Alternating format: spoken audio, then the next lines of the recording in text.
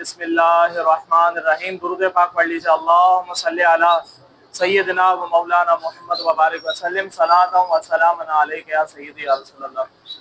کل ہم نے ایک ایسی روایت پیش کی جو امام طبرانی نے معجم الکبیر اور اسی طرح معجم اوسط کے اندر جو وہ آپ نے اس روایت کو نقل فرمایا تھا۔ حضرت انس رضی اللہ تعالیٰ عنہ راوی تھے، اور یہ روایت دوبارہ جو سن لیتے ہیں، حضرت علی المرتضیٰ رضی اللہ تعالیٰ عنہ کی والدہ ماجدہ حضرت فاطمہ بن اسد رضی اللہ تعالیٰ عنہ کا انتقال ہوا۔ حضور نبی کریم صلی اللہ علیہ وسلم نے جو وہ کچھ افراد مقرر کیے قبر کھودنے کے لیے۔ وہ کون کون سے تھے؟ حضرت ابو ایوب انصاری تھے، حضرت اسامہ بن زید تھے، اور ایک سیاہ فام غلام تھا۔ انہوں نے جو وہ قبر کو کھودا، اور نبی کریم صلی اللہ علیہ وسلم نے خود بھی جو وہ اس میں قبر کو کھدوانے میں جو وہ کام کیا۔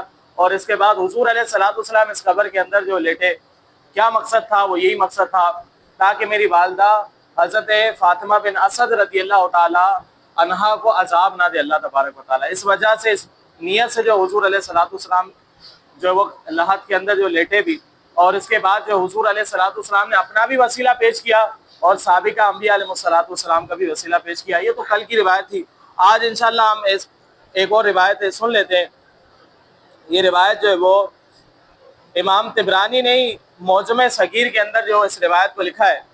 راویہ ہیں حضرت ام المؤمنین حضرت میمونہ رضی اللہ تعالیٰ عنہ، مومنوں کی ماں، نبی کریم صلی اللہ علیہ وسلم کی زوجہ، فرماتی ہیں سمیعت رسول اللہ صلی اللہ علیہ وسلم، میں نے سنا نبی کریم صلی اللہ علیہ وسلم یقول فی متودعہ لیلا، نبی کریم صلی اللہ علیہ وسلم کو میں نے فرماتے ہوئے سنا۔ حضور علیہ الصلوۃ والسلام رات میں وضو فرما رہے تھے۔ حضور کیا فرما رہے تھے؟ لبیک لبیک ثلاثاً، 3 مرتبہ حضور نے فرمایا لبیک لبیک لبیک۔ لبیک کا معنی کیا ہے؟ میں حاضر ہوں، میں حاضر ہوں، میں حاضر ہوں۔ اس کے بعد آپ نے فرمایا نصرتا نصرتا نصرتا، 3 مرتبہ آپ نے ارشاد فرمایا، یعنی مدد کی گئی، مدد کی گئی، مدد کی گئی۔ اب قلت یا رسول اللہ صلی اللہ علیہ وسلم سمیعتک تقول فی متودعک لبیک لبیک ثلاثا نصرتا نصرتا ثلاثا۔ حضرت میمونہ رضی اللہ تعالیٰ عنہ ارشاد فرماتی ہیں کہ یا رسول اللہ صلی اللہ علیہ وسلم، میں نے آپ کو وضو کرتے ہوئے دیکھا، آپ کہہ رہے تھے لبیک لبیک لبیک نصرتا نصرتا نصرتا۔ فرماتی ہیں کہ کأنک تکلم انسانا، گویا آپ کسی انسان سے گفتگو کر رہے ہیں۔ فہل کان معک احد، کیا آپ کے ساتھ کوئی اور ہے؟ تو حضور نبی کریم صلی اللہ علیہ وسلم نے ارشاد فرمایا کہ بنو کعب کا رجس خواں، رجس جو لفظ ہے اس کا معنی ہے کہ جو جنگیں ہوتی ہیں نا، جنگوں کے اندر جو اشعار پڑھنے والا ہو اس کو رجس کہتے ہیں، اور اس کو رجس خواں کہتے ہیں، کہ تاکہ جو وہ دشمن کے مقابلے میں ایسے اشعار پڑھے جائے تاکہ ایک جذبہ بیدار ہو اور بندہ جو وہ مطلب نکل پڑے، تو اس کو کہتے ہیں رجس خواں۔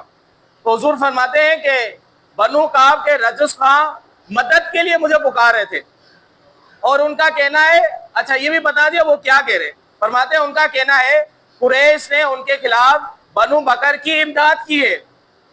حضور علیہ الصلوۃ والسلام فرماتے ہیں آگے، 3 دن کے بعد آپ نے صحابہ کرام علیہ رضوان کو صبح کی نماز پڑھائی۔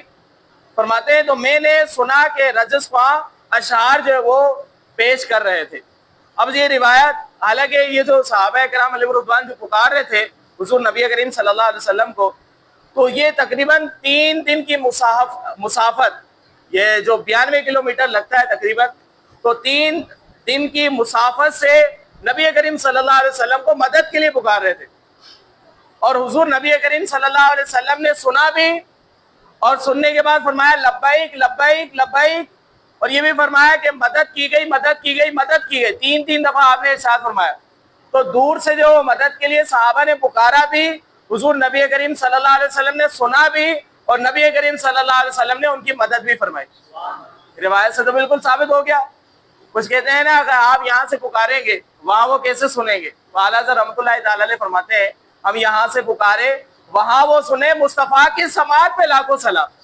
تو حضور علیہ الصلوۃ والسلام کو صحابہ کرام علیہ رضوان نے پکارا، 3 دن کی مسافت سے حضور علیہ الصلوۃ والسلام نے سنا بھی، حضور علیہ الصلوۃ والسلام نے جواب بھی دیا اور حضور علیہ الصلوۃ والسلام نے مدد بھی فرمائی۔